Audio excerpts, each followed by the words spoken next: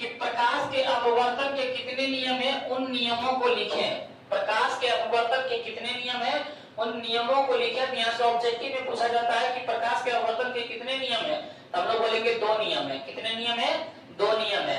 पहला बोल रहा है कि आपतित किरण, अपवर्तित किरण और आपतन बिंदु पर डाला गया विलंब तीनों एक ही तल में होता है। क्या बोलेंगे, बोल रहा है आपतित किरण और अपवर्तित किरण और आपतन बिंदु पर डाला गया विलंब तीनों क्या होता है, एक ही तल में होता है। हम लोग क्या बोलेंगे, आपतित किरण, अपवर्तित किरण। जो आ रहा है आपतित किरण, जो टकरा जा रहा है अपवर्तित किरण। आपतित किरण, अपवर्तित किरण और आपतन बिंदु पर डाला गया विलंब तीनों एक ही तल में होता है। ये पहला नियम था। और दूसरा नियम में बोल रहा है कि किसी दो माध्यमों में, क्या बोला जा रहा है कि किसी दो माध्यमों में प्रकाश के किसी विशेष रंग के लिए, किसी दो माध्यमों में प्रकाश के किसी विशेष रंग के लिए आपतित कोण कीजिए। क्या बोलेंगे, आपतित कोण कीजिए और अपवर्तन कोण कीजिए। जो हम लोग यहाँ पढ़े थे अभी, आपतित कोण और अपवर्तित किरण, तो वही बोलेंगे आपतित कोण कीजिए और अपवर्तन कोण कीजिए कि अनुपात का एक नियतांक होता है।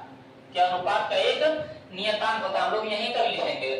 तो हम लोग क्या बोलेंगे, अपवर्तन के कितने नियम है, उन नियमों को लिखें। तो हम लोग बोलेंगे अपवर्तन के लिए दो नियम है। पहला में आपतित किरण और अपवर्तित किरण और आपतन बिंदु पर डाला गया विलंब तीनों एक ही तल में होता है। और दूसरा में बोलेंगे हम लोग कि किन्हीं दो माध्यमों में, किन्हीं दो माध्यमों में, किसी दो माध्यमों में प्रकाश के विशेष रंग के लिए आपतन कोण कीजिए और अपवर्तन कोण कीजिए क्या अनुपात एक नियतांक होता है।